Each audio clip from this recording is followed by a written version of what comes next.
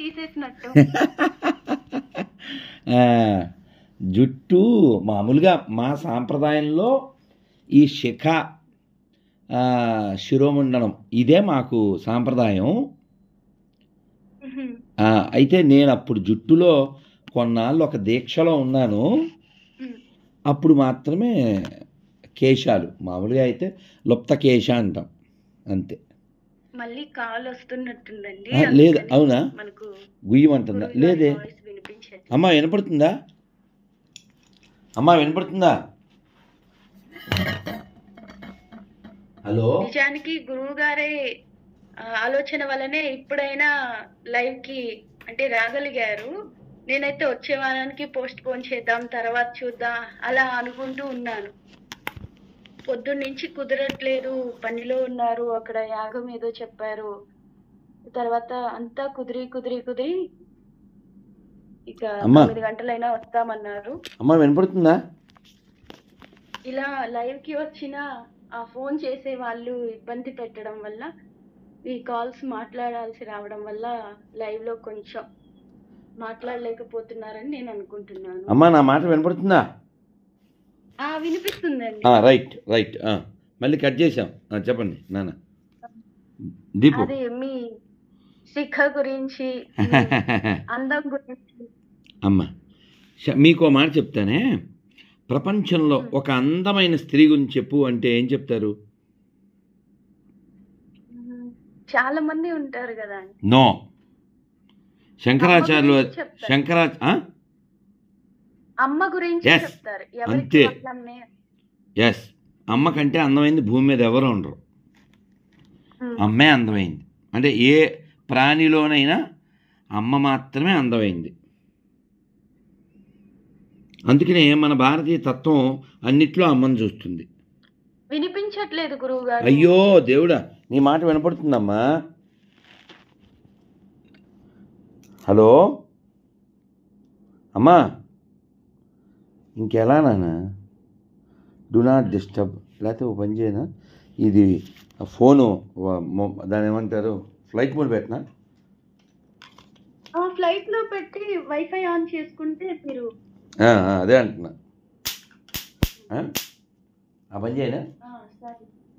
అలానే గురువు గారు. అప్పుడు నీకు ఫోన్ రావుగా. రైట్.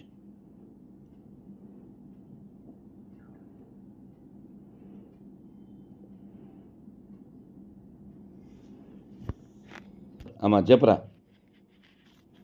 అదే మీ అందం గురించి అడుగుతున్నా. జుట్టుతో ఉంటే బాగుండడం, గుండుతో ఉంటే బాగుండకపోవడం. వాస్తవానికి శరీరం అనేది నశించిపోతుంది నాన్న. అమ్మా శరీరం అనేది అంటే జుట్టు ఉంటే బాగున్నట్టు, గుండు ఉంటే బాగున్నట్టు ఇది కాదు కదా. వాస్తవానికి బాగుండడం అంటే ఏమిటి? ఆరోగ్యంగా ఉండడం, ఆనందంగా ఉండడం, ఆధ్యాత్మికంగా ఉండడం, ఇదే బాగుండడం. బాగుండడం అంటే ఈ మూడే. ఇప్పుడు సాయంత్రం అయింది, నేను స్వామికి దీపం పెట్టుకుని ఏదో పూజ చేసేదో నివేదన. మళ్ళీ వినిపించట్లేదు గురువుగారు. మళ్ళీనా? ఇంకేం చేయాలి నేను? ఇది కూడా కట్టేశాం. దేవుడా, మీ మాట అస్సలు రావట్లేదు. You are in the show, everyone can see and hear you. ఇంకేం చేయాలి? సరే, ఇప్పుడు వినిపిస్తుంది గురువుగారు. ఇది ఎక్కడ కూడా అమ్మా. సరే, ఇంకా నేను చేత్తో పట్టుకుంటా. అమ్మ చెప్పురా. అమ్మ అయితే మీకు పెళ్ళి అయ్యిందా గురువుగారు? లేదమ్మా, నేను ఇంట్లోంచి 17 ఏళ్ల వయసులో బయటకు వచ్చేసాను అమ్మ. సో అందువలన అమ్మా చెప్పు. క్రిస్టియన్స్ ఎవరో చెప్పారు మీకు పెళ్ళయింది, ఆల్రెడీ పిల్ల పాపలు ఉన్నారు, వాళ్ళని వదిలేసి వచ్చారు ఇలా అని విన్నాను. అంటే నాకు తెలియదు ఎక్కడున్నారో. అంటే వాళ్ళు ఎవరైనా వాళ్ళు ఎక్కడన్నా ఉంటే కనిపెడితే మరి మంచిదే. అంటే మనకి తెలియని వాళ్ళ గురించి మనం ఏం మాట్లాడతాం? ఇప్పుడు మీకు BMW కారు అనకాపల్లిలో ఉందా? అమ్మా ఎక్కువ ప్రాసలు చూస్తూ ఉంటాను గురువు గారు. అమ్మ దీపు, అది ఎలా వచ్చింది? ఎక్కడైనా నేర్చుకున్నారా? లేదంటే మీ స్వతహాగా దీపు నా మాట వినబడుతుందమ్మా? మాట్లాడేవాళ్ళ? దీపు నా మాట వినబడుతుందమ్మా? అమ్మా అమ్మా దీపిక, దీపిక మాకు లేదు ఓపిక. ఓ, వినబడుతుందా? వినిపిస్తుంది గురువు గారు. ఏమిటి ఇది అసలు ఈ తల? మీ ఊళ్ళో సిగ్నల్ ఉందా? మా ఊర్లో సిగ్నల్ ఉంది గురువు గారు. మేము విజయవాడలో ఉన్నాం అమ్మ. మాకు వైఫ్ లేదు కానీ వైఫై ఉంది. మాకు ఓపిక లేదు కానీ మాతో మాట్లాడే దీపిక ఉంది. అలాగే ప్రాస గురించి అడిగావు కదా అమ్మ. సాహిత్యం, ధాతృత్వం, కవిత్వం, ధీరత్వం చత్వారే సహజాగుణ అభ్యాసేన నలభ్యతే. అదవుతుందా? అది ప్రయత్నం ద్వారా వచ్చేది కాదు, సహజంగా రావాలి. నాది పెట్టే చెయ్యి, తిట్టే నోరు, తిరిగే కాలు. గురుగారు, అయితే మీరు క్రిస్టియన్స్ మీద ఎక్కువ మాట్లాడుతూ ఉంటారు కదా, మీరు హరే కృష్ణ అనుకుంటూ అలా ఉండిపోక క్రిస్టియన్స్ గురించి ఎందుకు ఎక్కువ నెగిటివ్ గా చెప్పేస్తూ ఉన్నారు? వాళ్ళ కోపం తెప్పించేస్తున్నారు, వాళ్ళకి ఛాలెంజెస్ ఇస్తున్నారు, ఎందుకు అలాగా? ఎంత మంచి ప్రశ్న. అంటే ఇప్పుడు నాతో చెప్పినట్టే వాళ్ళకు కూడా చెప్పావా? మీదేదో మీ ప్రార్థన మీ కొంపల్లో చేసుకోకుండా. నా మాట వినిపించట్లేదా? నాకు వినపడుతుంది. నా మాట నీకు వినపడుతుందా? ఇది చాలా డిలే వస్తున్నట్టుంది. దేవుడా, ఇంకా నేను మాకే వినిపించట్లేదేమో అర్థం కావట్లేదు. అమ్మా నీరసం వస్తుంది మాకు. మరి నువ్వేం మంచి ప్రశ్న అడిగావు చెప్దామంటే కట్ అయిపోతా ఉంది. అవ్వట్లేదు గురుగారు, ఇప్పుడు చెప్పండి. ఓకేనా? చెప్పాలా? అమ్మ వినపడుతుందా?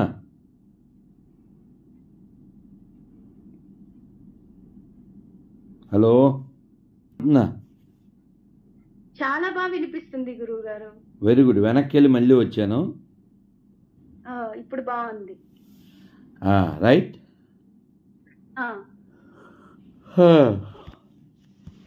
అమ్మా, అదే ఈ క్రిస్టియన్స్ మీద పడ్డారేంటి? మీరు కృష్ణుడు అనుకుంటూ ఉండాలి కదా. మీలాంటి వాళ్ళు చాలా మంది ఉన్నారు.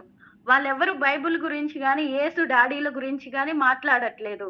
కానీ మీరు మాత్రం ఓ అని వాళ్ళ గురించి చెప్పేసుకుంటూ వెళ్ళిపోతున్నారు. ఎందుకు అలాగా?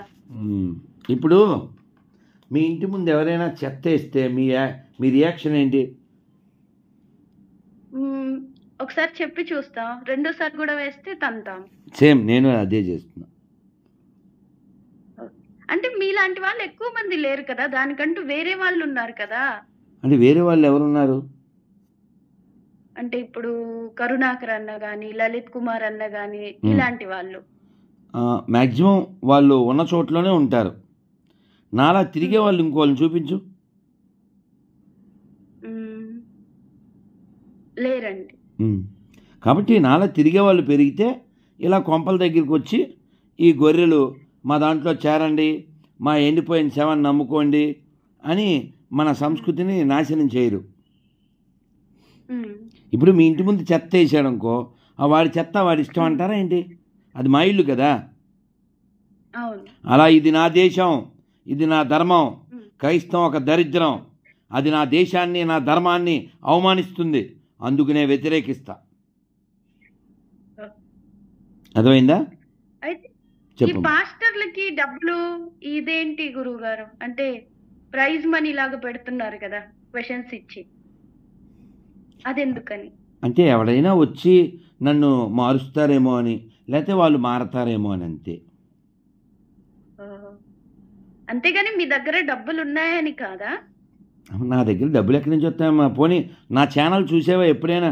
కింద అడుక్కోవడం ఉంటుందా దాంట్లో?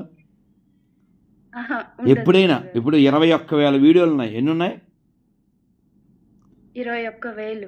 21,000 వీడియోలు ఎక్కడైనా కింద ఫోన్పే కానీ గూగుల్ పే కానీ.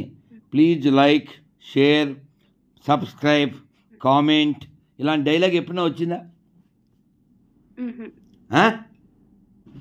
లేదు గురువుగారు, నేనైతే ఎక్కడ చూడలేదు. ఉండదు, కావాలితే చెక్ చేసుకో. నేను ఉండేది అద్దె కొంప కాబట్టి వాళ్ళకి చెప్పు. హరే కృష్ణ అంటారు కదా, మరి ఇందులోకి రావాలి కృష్ణుడి భక్తి మీకు ఎలా అబ్బింది? దానికి కారణం? నాకు పుస్తకాలు పెచ్చ. అప్పుడు ఇప్పుడు కూడా బోల్డ్ అని పుస్తకాలు. ఈ పుస్తకాలు చదివే ఉత్సుకత వల్ల, ఆసక్తి వలన ఈ పుస్తకాలు చదువుతూ, ఈ పుస్తకాల్లో ఒక పుస్తకం నా స్నేహితుడు ఇచ్చాడు. ఆ పుస్తకం నా మస్తకం మీద ప్రభావం చూపి ఆపాద మస్తకం కృష్ణుణ్ణి పొందాలి అనిపించింది అనమాట. అర్థమైందా లేదా? అలా ఎన్ని సంవత్సరాలప్పుడు మీరు కృష్ణుడిని స్వీకరించారు? అంటే బాల్యం నుంచి మేము, మా ఇంటి దేవుడు మదన గోపాల స్వామి, ఆయన మ్యారేజ్ డే, నా బర్త్డే పక్కనే. అయితే కృష్ణుడు చిన్నప్పటి నుంచే జీవితంలో ఉన్నప్పటికీ ఏదో బెంగాలీలో ఒక సామెత, ఒక శ్లోకం ఉంది. నిత్యసిద్ధ కృష్ణ ప్రేమ సాధ్య కబూనాయ్ శ్రవణాది శుద్ధ చిత్త కరయ ఉదాయని. అంటే ఏంటి? నాకు తెలియదు గురువుగారు, మీరే చెప్పాలి. అంటే ప్రతి జీవి హృదయంలో కృష్ణుడి పట్ల బోల్డ్ అంత ప్రేమ నిక్షిప్తమై ఉంటుంది. ఆ దివ్యమైనటువంటి కృష్ణ ప్రేమని వెలికి తీయడమే మానవ జీవిత లక్ష్యం. అది ఎలా సాధ్యం అవుతుందంటే శ్రవణం చేయడం ద్వారా, సంకీర్తన చేయడం ద్వారా. కాబట్టి ఈ విధంగా కృష్ణుని గురించి వినడం, చదవడం, జపం చేయడం, తద్వారా కృష్ణుని పొందాలి. ఆ పొందడం కోసం జపము, కీర్తన, పఠనం, శ్రవణం ఇవన్నీ చేస్తూ ఆ విధంగా జీవితాన్ని మలుచుకున్నాను. బాగుంది గురువు గారు, మీరే చెప్పారు కీర్తనం, శ్రవణం అన్నారు కాబట్టి మాకు శ్రవణ భాగ్యాన్ని మీరు కీర్తన చేస్తే వినే అదృష్టాన్ని కల్పిస్తారని. మీకు ఇష్టమైన, లేదంటే ప్రస్తుతానికి మీరు పాడగలిగిన కృష్ణుడి పాట ఒకటి. వాస్తవానికి చాలా అలసటగా ఉంది. మీకు మాట ఇచ్చాను, వచ్చాను. అయినప్పటికీ ఒక కీర్తన చెప్తాను కొంచెం. చాలదా బ్రహ్మమిది సంకీర్తనం, సామీప్యమిందరికి సంకీర్తనం. చాలదా బ్రహ్మమిది సంకీర్తనం, సంతోషకరమైన సంకీర్తనం. సంతాపమడగించు సంకీర్తనం, జంతువుల రక్షించు సంకీర్తనం. సామాన్యమా విష్ణు సంకీర్తనం. అమ్మా, చాలా కీర్తనలు వచ్చు కానీ చాలా అలసటగా ఉంది. అందువల్ల రెండే ప్రశ్నలు గురువు గారు. ఒకటి, మొన్న సినిమా దీనికి వెళ్ళినప్పుడు కవిత్రి మొల్ల గురించి అనసూయ గారికి ఒక విజిటింగ్ కార్డు ఏదో చెప్పారు కదా, మీకు ఎందుకు ఆవిడే అనిపించింది? అంటే ఆ క్యారెక్టర్ కి ఇంకెవరినైనా మీరు అనుకోలేదా? ఇప్పుడు ఒక పాత్ర అంటే ఎవరైనా యాక్టింగ్ స్కిల్ ఉన్నవాళ్ళు ఏదైనా చేయగలరు. ఆవిడ ఒక ఫోటో వాళ్ళ ఇంట్లో సుదర్శన హోమం జరిగినప్పుడు ఆవిడ చాలా చక్కగా ఊర్ధ్వపుండ్రాలు పెట్టుకుని హుహు. హోమంలో కూర్చున్నారు. హ్మ్. చాలా చక్కగా అంటే సాంప్రదాయంగా. హ్మ్. నేను ఆ మాట ఆవిడతో కూడా చెప్పాను అప్పుడు ఆ స్టేజ్ మీద. ఓహ్! అమ్మ చాలా నిండుగా ఉన్నారు అలా హ్మ్. సాంప్రదాయబద్ధంగా అని చెప్పి హ్మ్. ఇది ఆవిడ అంటే నా కళ్ళకి అలా కనిపించారు. ఎందుకంటే అలా ఈ కవయిత్రి వల్ల ఆవిడ చదువుకున్న ఆవిడ కాదు. కానీ హ్మ్. గొప్ప రామభక్తి, గొప్ప శివభక్తి కలిగిన ఆవిడ. నువ్వు ఎలా రాసావు హ్మ్. అని అడిగారు ఆవిడని. నాతో మల్లన్న ఓహ్! రాయించాడు అని చెప్పింది. హ్మ్. నేను చాలా కాలం క్రితం వరకు మల్లన్న అంటే శ్రీశైలం మల్లన్న అనుకునేవాడిని. హ్మ్. కానీ వాళ్ళ ఊళ్ళో ఒక మల్లికార్జునుడు ఉన్నాడన్న. ఆహా! ఆ! అంటే ఆయన ఒక మనిషా? దేవుడా కాదమ్మా, గురువుగారు? మల్లన్న అంటే శివుడమ్మా. ఆహా! ఇప్పుడు పోతన గారు ఏం చెప్పారు? హ్మ్.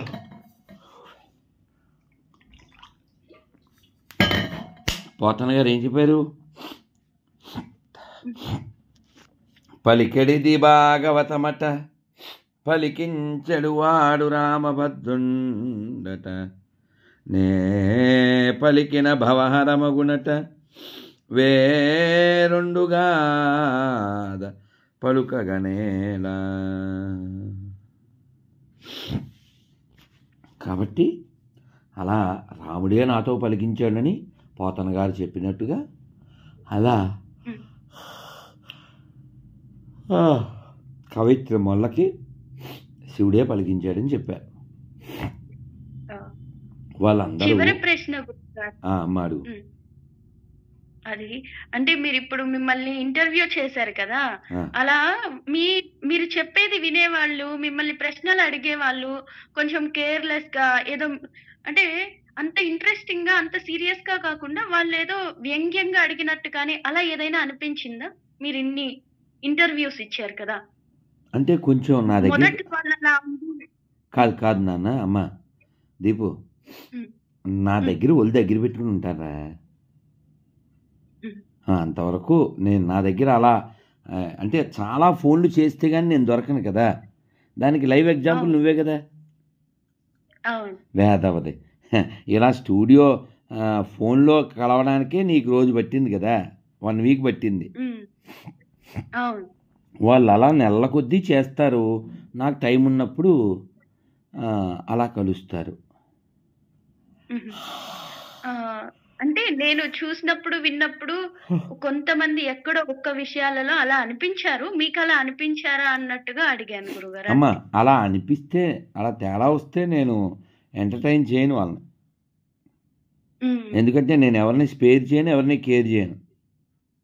హ్మ్. వాళ్ళు ప్రేమిస్తే ప్రేమిస్తాం, గౌరవిస్తే గౌరవిస్తాం. హ్మ్. అంతే తల్లి. మనకు ఆ! అందరూ కావాలి. కానీ మనం అందరి నుంచి హ్మ్. కోరుకునేది ధర్మం అంతే.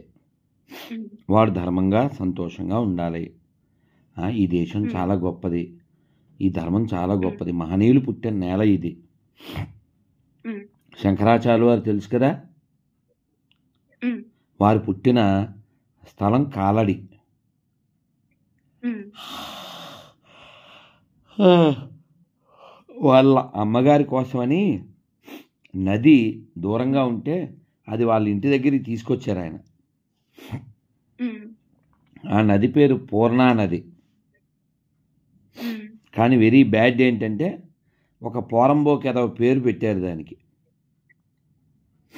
సొంత ఓహో! కూతుర్నే పెళ్లి చేసుకున్న పెరియారు గారి పేరు పెట్టారు దానికి. ఇప్పుడు దాని పేరు పెరియార్ నది అంట. ఓహో! అది మన దౌర్భాగ్యం. మన దేవాలయాలు సొంత ఆక్రమిస్తారు. కూతురు అమ్మా సొంత కూతుర్ని పెళ్లి చేసుకోకూడదా గురువుగారు? అంటే అది మన కల్చర్లో అయితే తప్పు కదమ్మా. అంటే బ్రహ్మ, సరస్వతి అని మీరు వినే ఉంటారు. అందుకోసమని అడిగాను. ఆ, ఈ మాట అనగానే క్రిస్టియన్స్ అలా ఆ మాట తీసుకొచ్చేస్తారు అందుకని. పర్లేదు నాన్న. ఇప్పుడు ఆ బ్రహ్మ దేవుడు ఎవరిని పెళ్లి చేసుకున్నాడు, ఆవిడ ఎవరి కూతురు, అది ఏదన్నా ఉంటే చెప్పమని చెప్పండి. ఆ!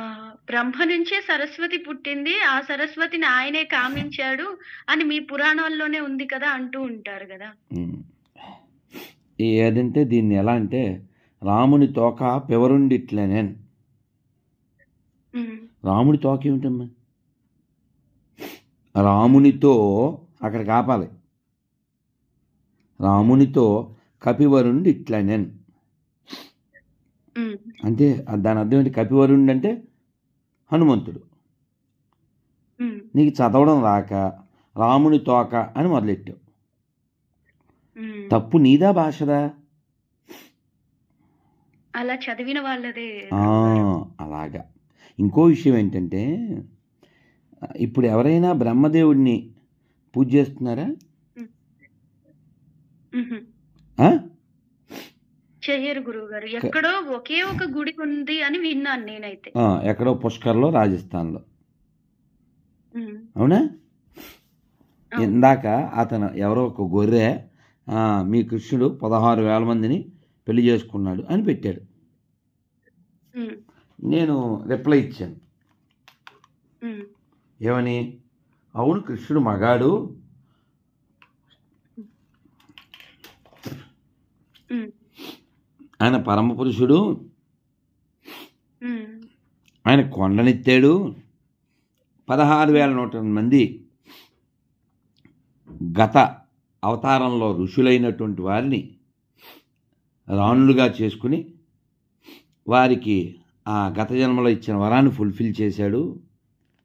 మీరు యేసు అనేటువంటి ఒక అన్ఫిట్ని గాడ్ అనుకుంటున్నారు. He is not even good son, he is not even good administrator, he is not even a good citizen. Hmm. మరి మన రాముడు కృష్ణుడు అలా కాదు కదా. లోకానికి గీతాబోధ చేసిన వాడు కృష్ణుడు, లోకానికి రామాయణాన్ని ఇచ్చి నడిచి చూపించిన వాడు రాముడు. తండ్రి మాట కోసం విలువ ఇచ్చి అడవికి వెళ్ళినటువంటి వాడు, best brother, best king, best husband, best father, best హ్మ్.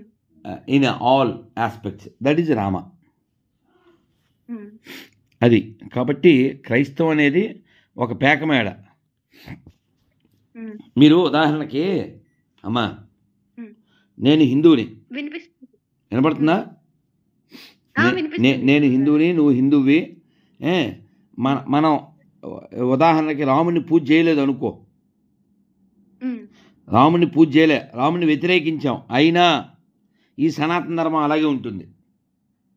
హ్మ్. నువ్వు కృష్ణుని యాక్సెప్ట్ చేయకపోయినా సనాతన ధర్మం అలాగే ఉంటుంది. హ్మ్. అదే నువ్వు ఇస్లాంలో ఒక వ్యక్తిని, క్రైస్తవంలో ఒక వ్యక్తిని తీసేస్తే ఆ మతాలు ఉంటాయా? హుహు. చెప్పు. ఒక్కొక్కడిగా అలా ఉన్నదే వాళ్ళ కొన్ని వాళ్ళ సంవత్సరాల కాదమ్మా, నుండి వాళ్ళ మతాలకు ఒక వ్యక్తి మాత్రమే బేసు, ఒక వ్యక్తి మాత్రమే బాసు. వాళ్ళు లేకపోతే లాసు, మొత్తం కలాసు. అర్థమైందా? అవును గురువుగారు. హ్మ్.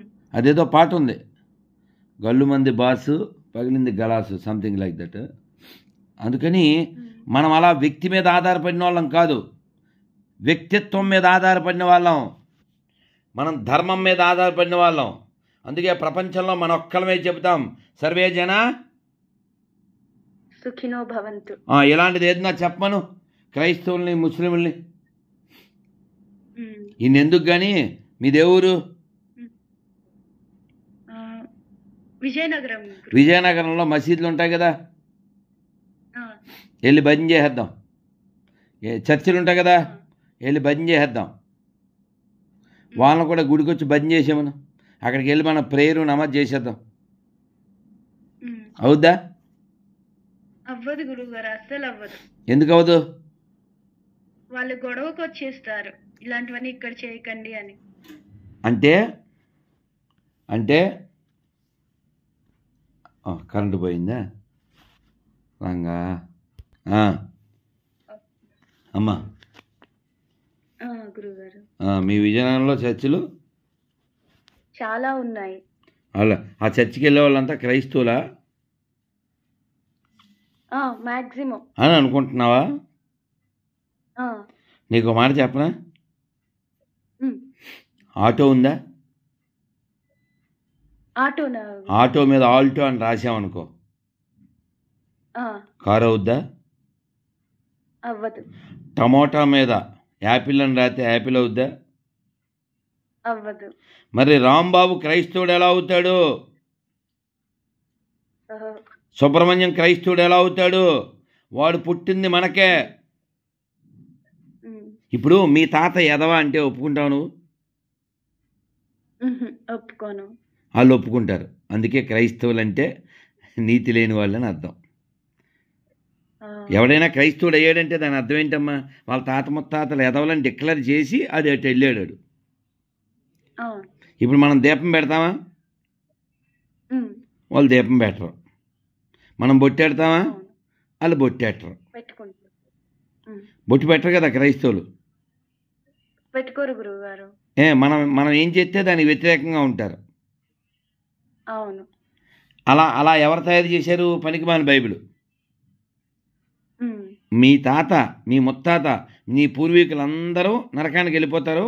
ఈ దరిద్రుడు ఒక్కడే పరలోకం వెళ్తాడు. హ్మ్. మీరు ఎవరైనా క్రైస్తవులను అడగండి, హ్మ్. నువ్వు ఆ మతంలోకి ఎందుకు వెళ్ళావు అని అడగండి. హ్మ్. ఎప్పుడైనా అడిగి చూసావా? అంటే నేను కూడా క్రైస్తవ్యంలోకి వెళ్ళొచ్చాను గురువుగారు. ఎన్నాళ్ళు? అంటే చిన్నప్పటి నుంచి అరకొరగా క్రైస్తవురాలిని. ఒక ఒక 3 నెలలు, 6 నెలలు అలా ఏమో కొంచెం క్రైస్తవురాలిని. ఉమ్, చర్చికైతే వెళ్ళిపోయేదాన్ని మా స్నేహితులతో. ఉమ్.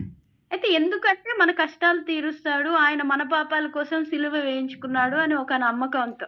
నేను ఒక మంచి జోక్ అది చెప్పాక నువ్వు కంటిన్యూ చేస్తావు అమ్మా. దీపిక, అలానే గురుగారు. ఒక్క జోక్ చెప్తాను. ప్రపంచంలో హైయెస్ట్ జోక్స్ 3 చెప్తాను.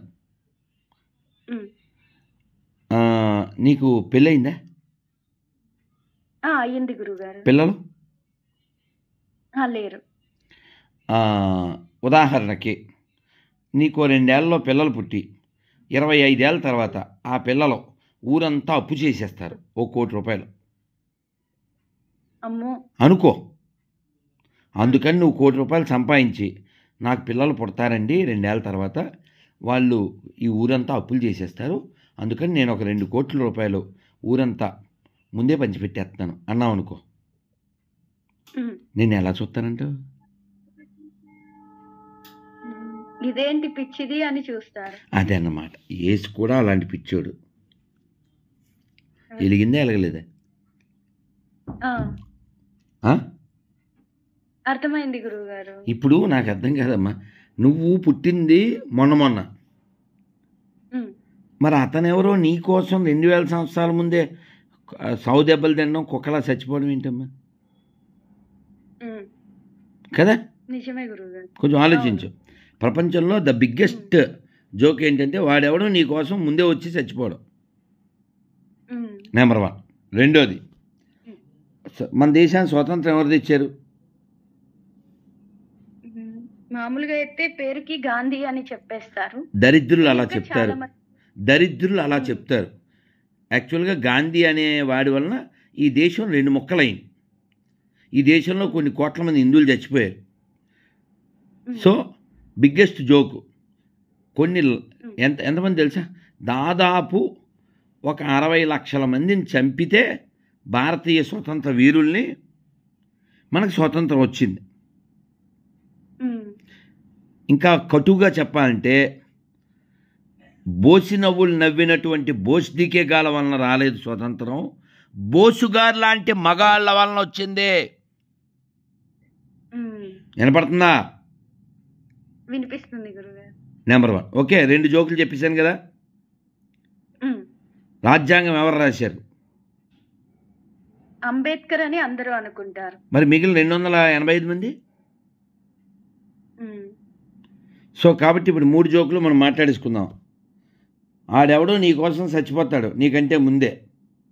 బిగ్గెస్ట్ జోక్ అయిపోయిందా? ఒక్కడే స్వతంత్రం హ్మ్. తెచ్చేశాడు.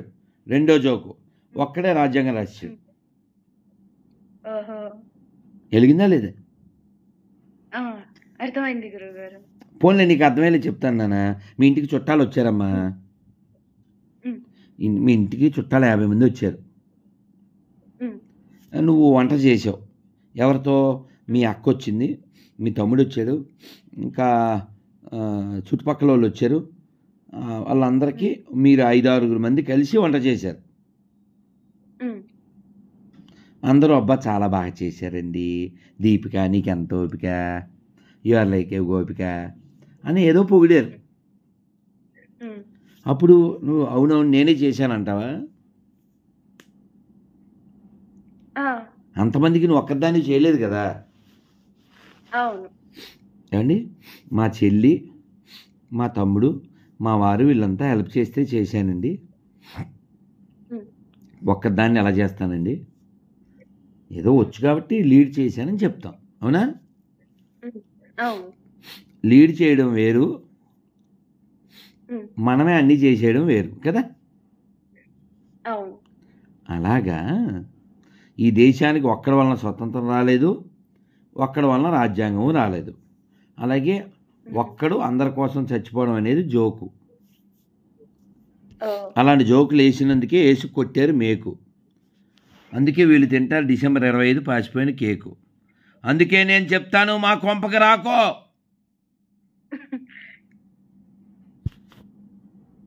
అర్థమైందా? ఇందుకే చెప్తారు మీతో మాట్లాడాలి, ఎలా అయినా మాట్లాడించాలి లైవ్ లో అని అనుకుంది.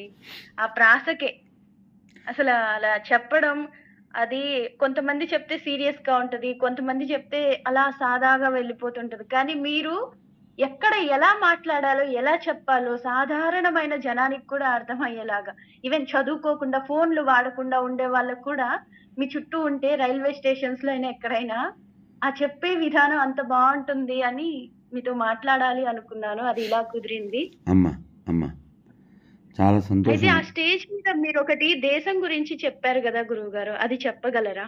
పాట కదా, మొన్ననే రజాకార్లో. అవును. ఆదిశంకరుని శంకారావం, అగస్త్యమౌని ధర్మ ప్రచారం, సమర్థరాముడు పరమహంసలకు జన్మనిచ్చిన పుణ్యభూమిది, ప్రపంచ సభలో గర్జన చేసిన భారతవాణి నాదనవోయ్, ఆ వివేకవాణి నాదనవోయ్, మనదేనోయ్ భారతదేశం, భారతదేశం మనదేనోయ్. అమ్మా దీపిక, ధన్యవాదాలు గురువు గారు. హరే కృష్ణ తల్లి. హిందువులకి మీరు చెప్పే విషయం ఏంటి, అంటే మీరు ఇచ్చే మెసేజ్ ఏం చెప్పాలనుకుంటున్నారు హిందువులకి పర్టికులర్? చెప్పనా? చెప్పండి. చాలా లాంగ్ ఎగో, మనం పుట్టక ముందు ఎవరో ఒక కవి ఒక స్టేట్మెంట్ ఇచ్చాడు. అదేంటంటే, కళ్ళు మానండోయ్ కళ్ళు తెరవండోయ్ అని. ఆ విధంగా హిందువులారా కళ్ళు తెరవండోయ్, చుట్టూ జరుగుతుంది గమనించండోయ్. అన్ని మతాలు ఒకటే అని అబద్ధాలు చెప్పకండోయ్. ఎడారి మతాలు ఈ దేశాన్ని నాశనం చేసింది మరువకండోయ్. ఎందుకంటే ఈ దేశం ఏ దేశం మీద దాడెత్తలే, కానీ ఈ దేశం మీదకి చాలామంది దాడెత్తారు. కాబట్టి అన్ని మతాలు ఒక్కటి అనేటువంటి హిందువులు ఎవరైనా ఉంటే ఆ అబద్ధంలోంచి బయటపడండి. పోనీ అది నిజమని నిరూపించండి, నేనే సారీ చెప్పేస్తా. ఈ దేశానికి ప్రస్తుతం ఇప్పుడు ప్రమాదం క్రైస్తవులతో లేదు, ముస్లింలతో కాదు. ఇప్పుడు ప్రమాదం ఎవరితో అంటే దొంగ హిందువులు. అన్ని మతాలకే కదా అనే హిందువులు ఈ దేశానికి చాలా ప్రమాదం. వాళ్ళ నుంచే ఈ దేశం రక్షించుకోవాలి అమ్మా. కాబట్టి ఈ దేశంలో అడుగడుగున మహనీయులు పుట్టారు, మహాత్ములు పుట్టారు, మహాయోగులు పుట్టారు, ధీరులు పుట్టారు, వీరులు పుట్టారు. అటువంటి ఈ నేల మీద, ఈ నేలకు సంబంధం లేని పనికిమాలిన ఎడారి దరిద్రాన్ని తీసుకొచ్చి వాడెవడో సావడమేంది? వాడు నా కోసం చచ్చింది అల్లూరి, నా కోసం చచ్చింది ఆజాద్ చంద్రశేఖర్, నా కోసం చచ్చింది వీర సావర్కర్. వాడెవరినో అక్కడెక్కడో దేశంలో కుక్కను కొట్టినట్టు కొట్టి గాడిద మీద ఊరేగించి ఉమ్మేస్తే what is the relation between me and that fellow lamp? మాకేం సంబంధం లేదు. విజయనగరంలో ఏదో వీధిలో ఎవడో తాగేసి పడిపోతే నీకేంటమ్మా రాత్రి 9:40కి? వాడి దక్క రిలేషన్ కదా? సేమ్ అంతే. యేసు అనేవాడికి మాకేం సంబంధం లేదు. ఇది ఏ ఫిక్షనల్ క్యారెక్టర్. అందుకని ఆ దరిద్రం మన మీద రుద్దితే ఊరుకోం. మాకు దదీచి ఆదర్శం, మాకు శివి చక్రవర్తి ఆదర్శం. అందుకే నీ దరిద్రం మాకు అక్కర్లేదు అమ్మా. అందుకని కొంచెం కఠినంగా చెప్తాను. అన్నీ ఒకటని మాత్రం అబద్ధాలు ఆడద్దు. అవునా?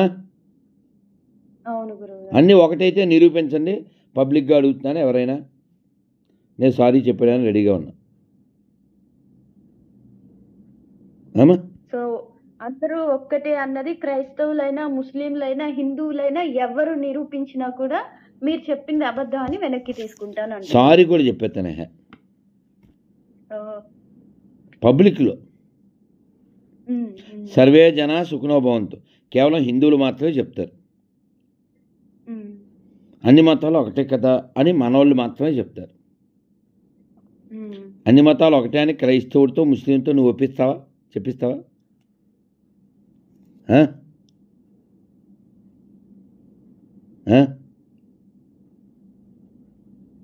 అమ్మ డన్. హరే కృష్ణ.